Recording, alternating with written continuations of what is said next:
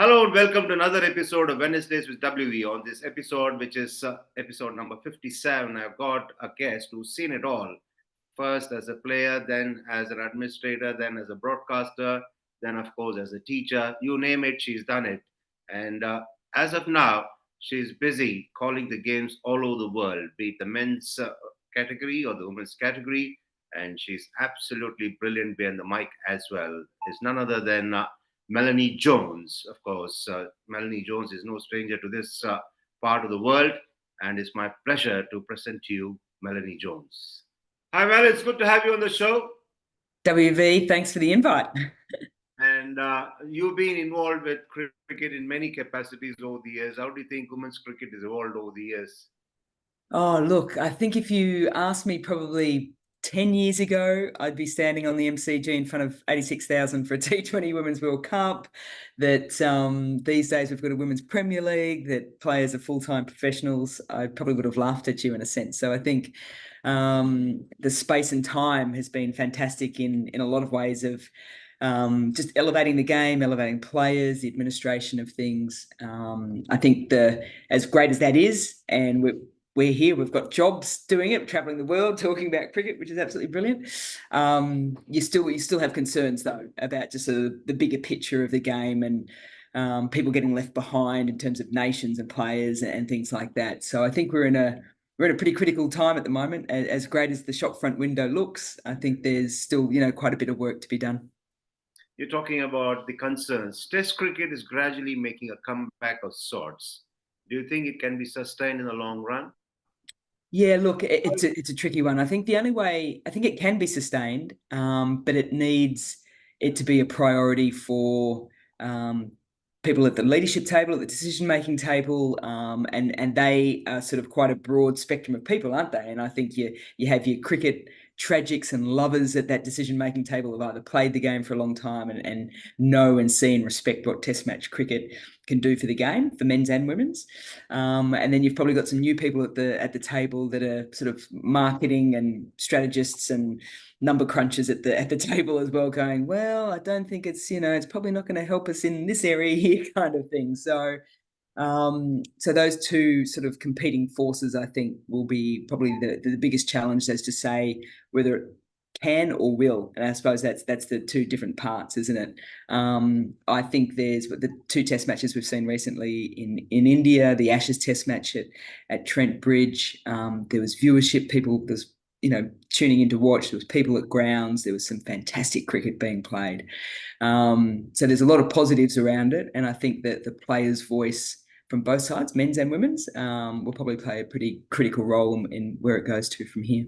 While we're on the topic of Test cricket, you had a cracker of a debut, century on debut. Just talk us through it.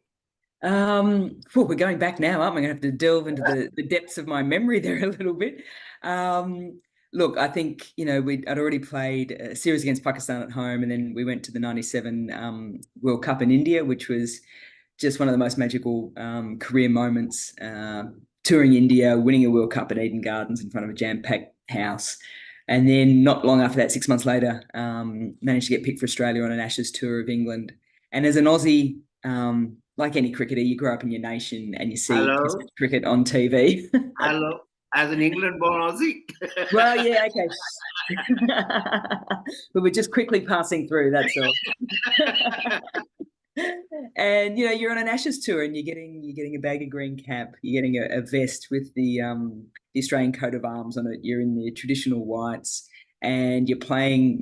Back then we actually played a lot of all our club cricket, and domestic cricket was 2-day cricket as well. So it was a red ball. It was all these wonderful things, and it was against England. So there was just so much, just tradition and excitement about just walking out collectively as Australia against England in that kind of format that is actually quite hard to describe. And we're playing some of the greats. Jan Britton was playing for England. She hit runs against us for fun on that tour. There was Charlotte Edwards debuted in a test series, and we saw the start of such a magical career there. And then we had some of the greats in our team as well. I do remember being in the 90s for quite some time, and it was back in the day where there wasn't digital cameras. So it was like the old wide-on film. So my best mate Julia Price, she actually ran out of film by the time I got there to get the 100 and get the actual moment, because there's no photographers there or anything along those lines. It was quite limited in the media coverage kind of thing. So there was this sigh of relief, I think, from the team when I finally ticked it over. At what stage did Australia manage to sneak ahead of the other nations? Because at the start of it all, it was evenly spread out. It couldn't be said for certain as to who was the leader of the pack. Yeah, it's an interesting one. I always look back at the strength of Australian cricket, and hand on heart, say we had some amazing administrators and women from the game that sort of played it, but also within the administration, so that when the amalgamation between Women's Cricket Australia and Cricket Australia happened, it wasn't just Cricket Australia just consuming the women's game and making all the decisions. So Belinda Clark, who was the captain of Australia, was the CEO of Women's Cricket Australia at the time. Um, and she had some fantastic people around it. Chris Matthews has just resigned as the CEO of the WACA and has been over there for a dozen years and done magnificently well with all the men's and women's programs over there. So just really astute, switched on women who knew the importance of relationships, and then worked really well with James Sutherland in setting up a women's cricket strategy that had a long-term vision of where they wanted the game to go. And probably going back to your first question about the investment in money, they realized that by investing money in a sport and a program that wasn't going to return immediately with money, that was okay, because they mapped it all out and they knew that it would actually make a financial return, and it would also make cricket more accessible and just a bigger sport in Australia, and that certainly panned out. Yeah, this part of the equation was worked out. Then it came down to fitness, wasn't it? As far as the overall structure is concerned. Yeah, I'll look in terms of the playing side of things. Fitness has always been a pretty critical element within the Australian women's setup, and I think that probably stems back to just Australian sport. We had Australian Institute of Sport, which oversaw our program, but oversaw all Australian programs. So you'd either go through Adelaide for cricket, or Canberra for a lot of the other sports, swimming and track, and all those sorts of things. So there was always a want to have a baseline there, just to show that athletes could not only just play the game but could recover, and touring and events could keep coming back, and the travel and all those sorts of things as well. So yeah, fitness has always been a very big part, and most players back then played multiple sports as well. So if you were playing hockey, or you're playing Australian rules football, or you're playing football, soccer, you had to have a pretty good baseline level of fitness. Your qualification in physical education, how does it help a sports person's fitness? Yeah, I did. My mum was a teacher. She was a librarian, does not know anything about sport. My dad and his mum also taught at different stages, so I think there was a bit of teaching in the blood. And I was always so passionate about sport. I just sort of, as a kid, just thought that was just the natural, sort of progression to go into. Didn't end up, I only taught for a year primary school PE. Those poor kids, I do wonder where they ended up. But I think for me, it just gave a wonderful grounding on understanding. And I've always loved coaching. I've coached junior state teams for Victoria. Alana King was in the under-15 team that I coached way back in the day. What I do love is that relationship with players at any age, but trying to help them on a level that is going to best suit them as well. So not just this blanket, one size fits all kind of approach, and then working with them over a series of whether it's weeks or seasons at a club level, and seeing them individually improve, but also help put that individual into the team context as well, and marry that up with all these other individuals around as well. That's, I suppose, one of the beauties of the game of cricket. Yeah, we've spoken about the operational side of things, the monetary side of things, the teaching side of things. Australia has always had great captains, one after the other, in both the categories, men's and women's. How does that happen? Yeah. Oh, look, they say in Australia that, the second highest position after the Prime Minister is the Australian men's captain. And I think the way the women are going at the moment, they might have slid it down to number 3, and Elisa Healy might be a number 2. So it's, yeah, look, I think from an Australian perspective, when you've had just fantastic role models to start with, it's hard to sort of waver from that. So, I go back in the women's game, and you've got the likes of Sharon Treadray and Rayleigh Thompson and Marg Jennings that lead into the recent greats like Belinda Clark, and they were so astute at not just making sure that it was about on-field decisions. It was critical, yes, but it was also the bigger picture of the leadership of the team and of the sport, and knowing that when you sort of sign a contract as a player, it's not just to play. There's a social contract also that you sign, that you're signing up to this sport to take the sport to a better place than when you first started in it as well.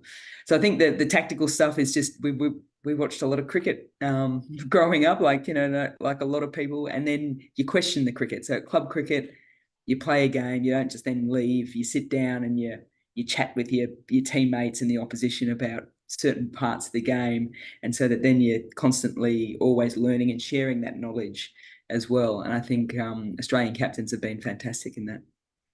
I think you anticipated my next question. Meg Lanning as captain. Uh, what made her special and what made her different from others? Fierce competitor to start with, one of the fiercest you'll ever come across, and very. There was no blinkers for Meg, so there was a very clear path and things, and that made things very easy for players coming into the team, because it was always very much clarity on the way in which she wanted to lead her team. And that's not to say it was autocratic or anything along those lines. There was certainly scope for players to express themselves to a certain degree. She had a wonderful ability of reading the game and staying ahead of the game and challenging certain moments in the game, just not to let things drift along. And you've got to remember, she was Australia's youngest ever cricket captain, male or female. So she got thrust into this position. And I don't think she really, who would at that age sort of know, your vision or your plan? You're just going along with things. So she started underneath Catherine Fitzpatrick, but it was probably the relationship with Matthew Mott, who had a wealth of experience within coming from the men's game into the women's game. It was that partnership, along with Rachel Haynes as the vice captain, that I think showed that leadership piece that assisted Meg as well. So yes, Meg was an outstanding and astute cricket captain and leader, but I think there was certainly a collective approach with it as well. Yeah, you mentioned that she was obviously a young captain. Was she earmarked for the job, or is it just a case of things happening and falling in place for her? Yeah, well, she was vice captain at the time to Jodie Fields. She was, yeah, she probably was. I mean, she was. You could tell right from the get-go, even when I was playing state cricket with her. Like, you looked at her and you just went, "This kid's next level." She's going places with her own game.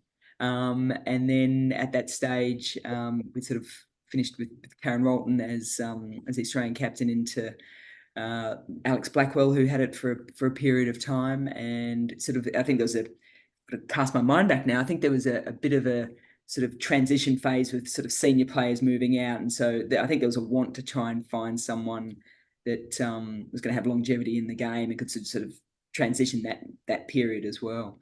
So I think Meg having the vice captaincy, they thought that Jodie Fields would be in the team probably for another 2, 3, 4 years. And then that would be a nice chance for her to sort of get her feet under the desk and take things nice and easily. But it wasn't to be. Jodie did a horrific hamstring injury, and Meg was in there, and the rest is history. Australia has obviously been dominating international cricket, but the recent development suggests that the subcontinental teams have started doing well abroad. This is terrific for the game, isn't it? Oh, it's what it makes my heart sing with joy, WV, because this is, for me, this is the most critical element of any sport. Like, we love cricket, and we sit and we can watch it, but I tell you what, you can't watch much cricket if there's no competition, or you're just constantly seeing the same team winning absolutely everything all the time. Now, so for Australian fans, we quite like it, yes. But for a game to flourish and grow, we need every nation being lifted up. And that's the importance for teams like Australia and India at the moment, is to, as much as they want to improve themselves, they need to have an eye on the bigger picture of the sport and lift other sides as well when they can and when it's appropriate. Fantastic to see Pakistan and New Zealand recently doing so well. Bangladesh had the wins over India, which was fantastic. So that's outstanding. What I love about it too is there's such different styles of playing the game, And so it's not just this one size fits all. So it's so entertaining just to see just that different points of sort of, two countries who have been brought up on cricket in two different ways, trying to figure out a way of defeating each other on the field. That's exactly what you want to see. While on the topic of development of cricket, has WBBL complemented the Australian domestic circuit, or is it helped plug the gaps in it? Yeah, hugely so. So we've had our WNCL, which is our 50 over competition, in place for many a year, and I actually believe that has been the unsung hero for the success of the WBBL, because it's given players the ability for that slightly longer format over the 50 overs to seriously work on their defence, work on their tactical nous, give them time and space to develop. So when the WBBL actually started, we had a reasonably good depth of player coming through who could sort of, play underneath the spotlight reasonably quickly.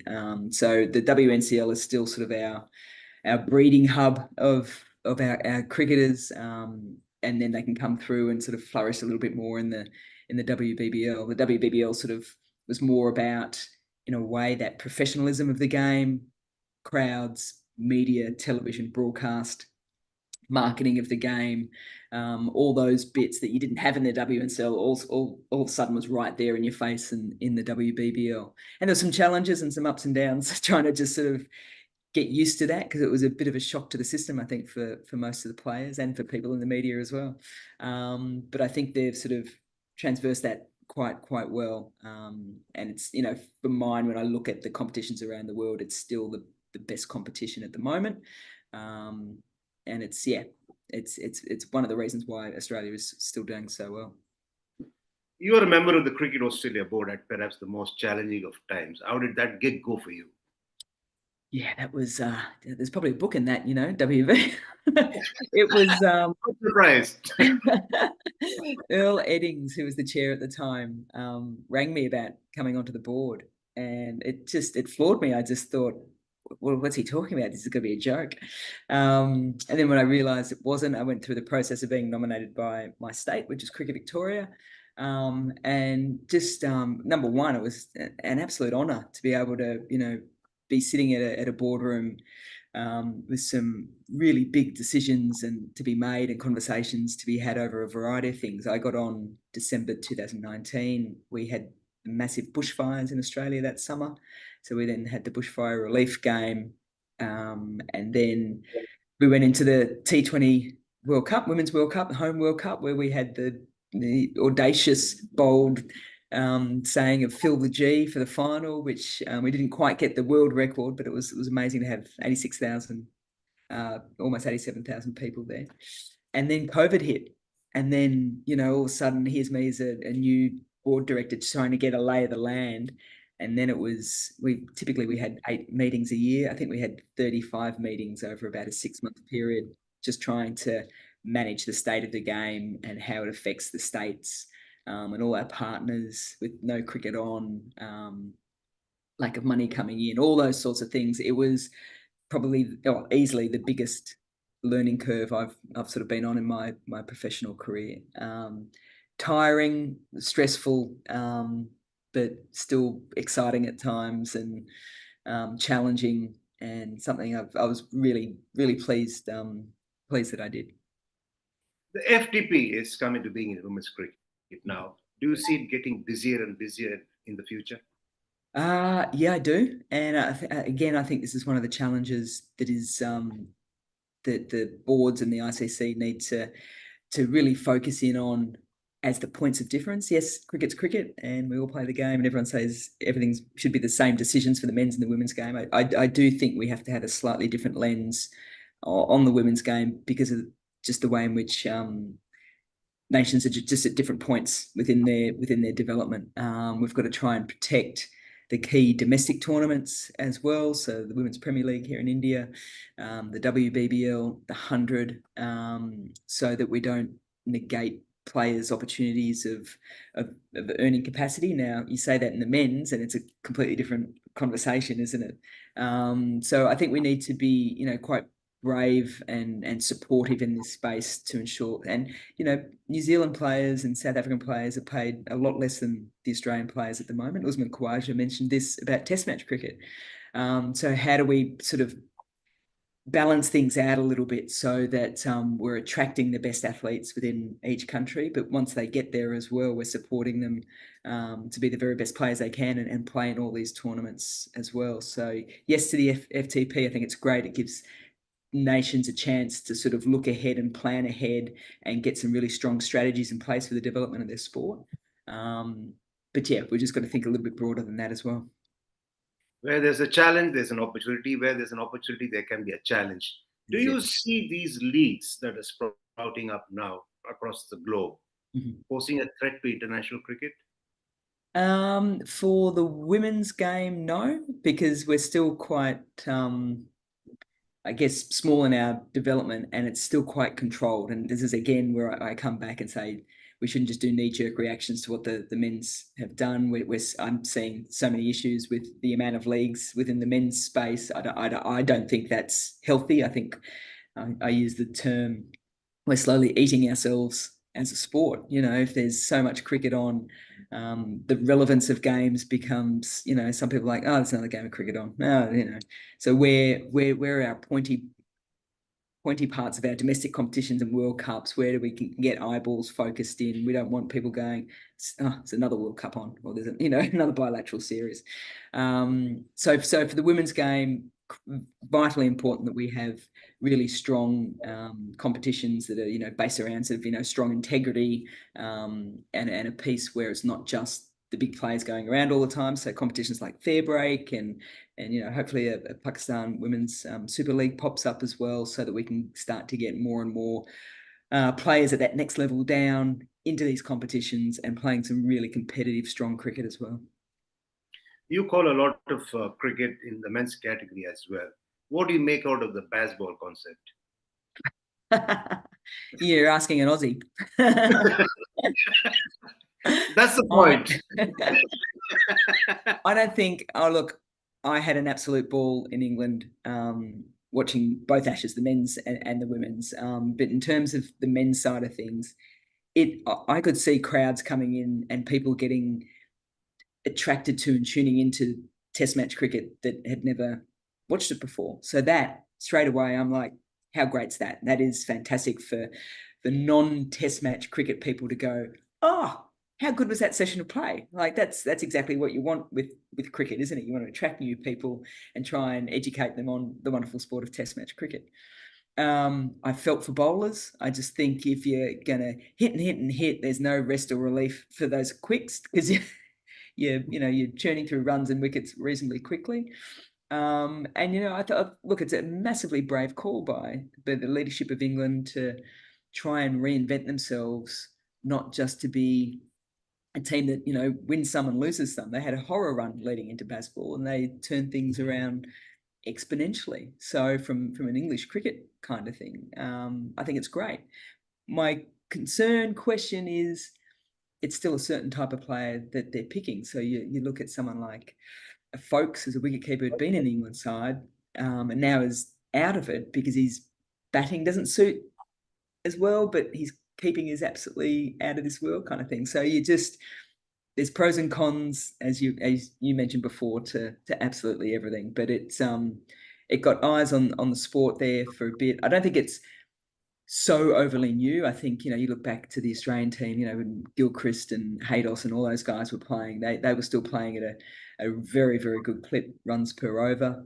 It just didn't have a name to it as much. So it suits England at the moment with the players that they've got. Will other nations take it on? I'm not too sure. I don't think there's a right or wrong to it, but it makes things very exciting. Yeah, we spoke about strategies. We spoke about captains from Australia. Pat Cummins, has he lived up to the expectations or has he exceeded expectations as a strategist? Probably depends on what side of the fence he sat with Pat Cummins in the first place. You look at the way in which he has led this side since taking it on, and I think the first thing that everyone was just so either critical of the decision or wary of the impact it would be on a fast bowler be a captain. It's sort of, I think it's sort of broken that stereotype a little bit. Here's a guy who, yes, he might have, missed a test here or there, and will do so in the future. But these days, I think we all know that captaining a cricket side isn't just about the on-field stuff. There is so much more in terms of setting teams up for tours ahead and the like. And I think he's worked exceptionally well with Andrew McDonald, setting up wins in the World Test Championship into the Ashes, just clean sweep Pakistan recently as well. And then you can go into the white ball cricket as well. And it's a massive job to sort of oversee those two campaigns. There's, I think, the big concern is just burnout and making sure that he's as fresh as he possibly can. But his bowling certainly hasn't wavered at all. He's put in some impressive knocks with the bat, and I think he's enjoying himself in the role as well. And he's got good people around him. So I'm super pumped to see him doing well, but also the Australian men's team doing well as well. Yeah, he's been doing a great job. Now the boys have won the World Cup. It's time for the girls in October, come October, because the World Cup is coming up in Bangladesh. According to you, apart from Australia, who do you see as a serious contender for the World Cup?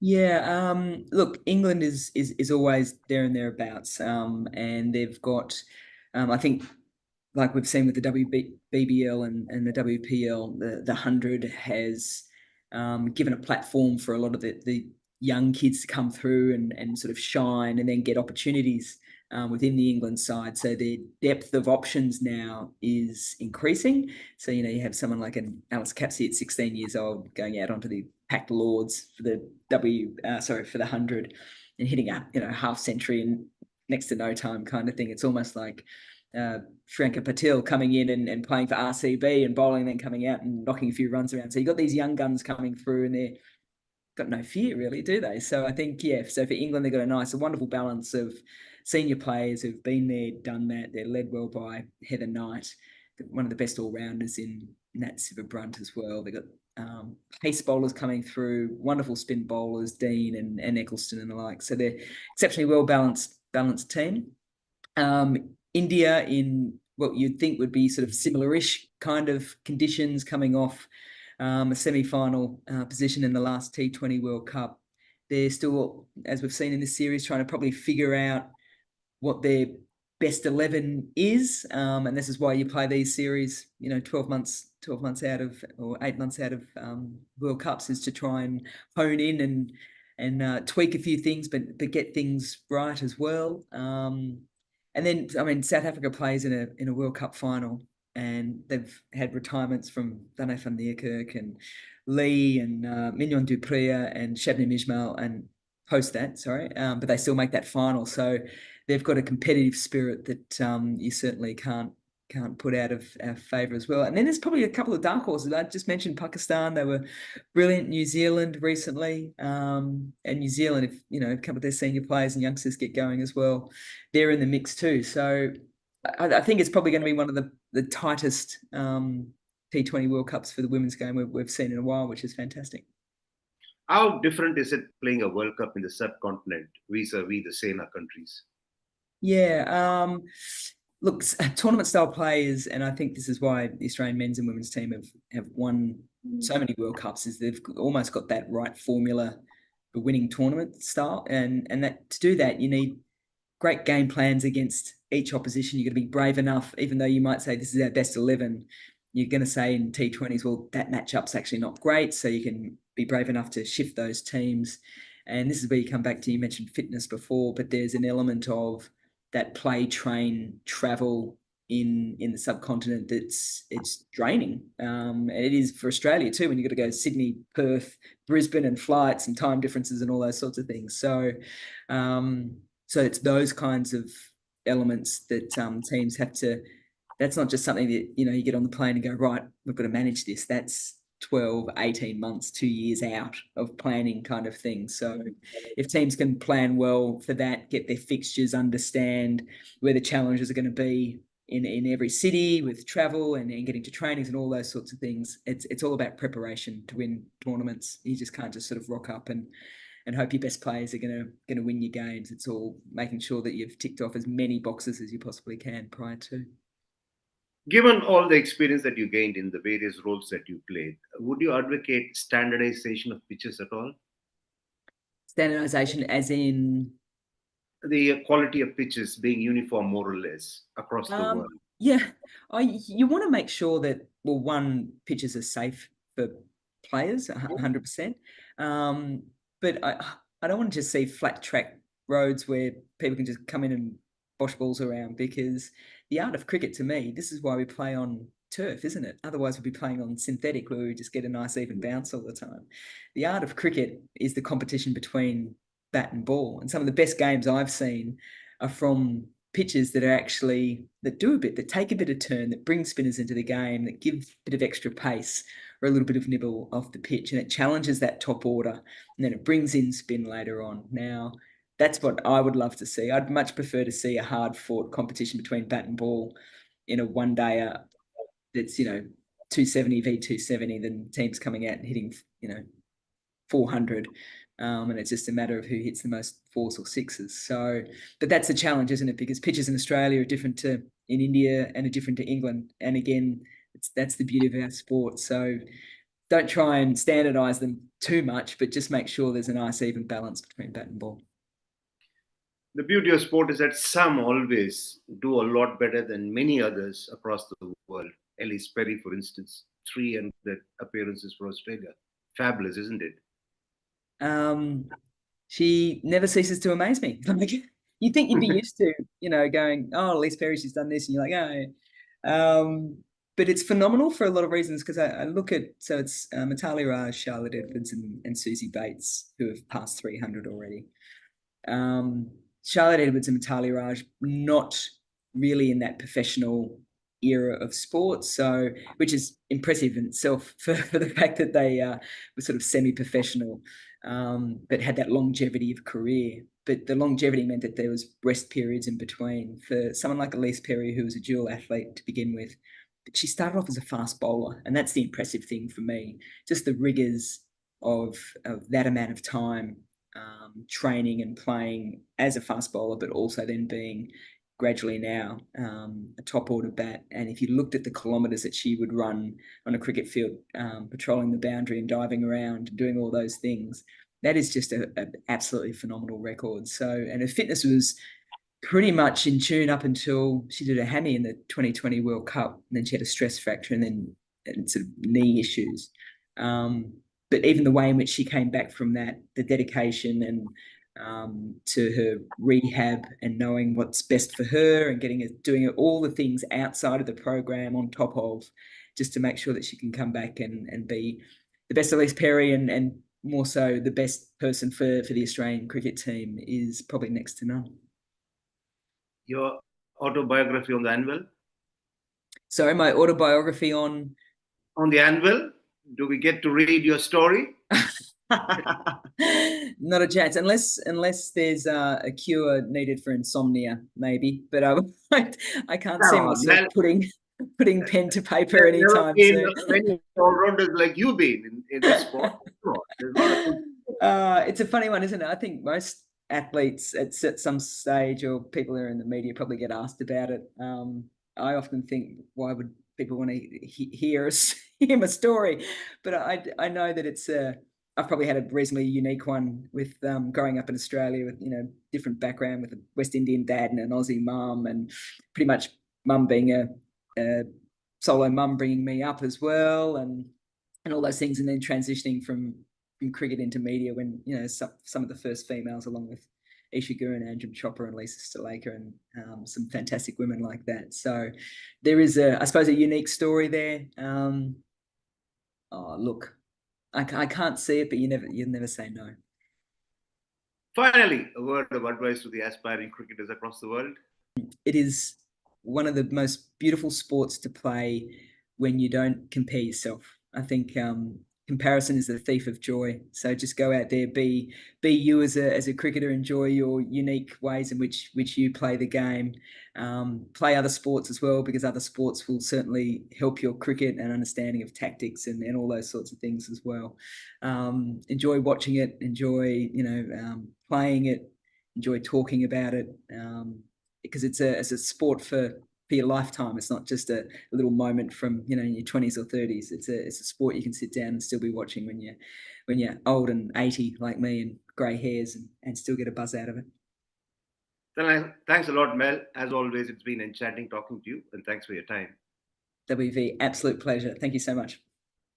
There it was, a wealth of experience coming out of that conversation from Melanie Jones. And she's always been articulate, that's stating the obvious. But what is fantastic about Melanie Jones is that she's so clear in the views that she expresses, and she's so balanced. And I'm sure that you people would have enjoyed the conversation.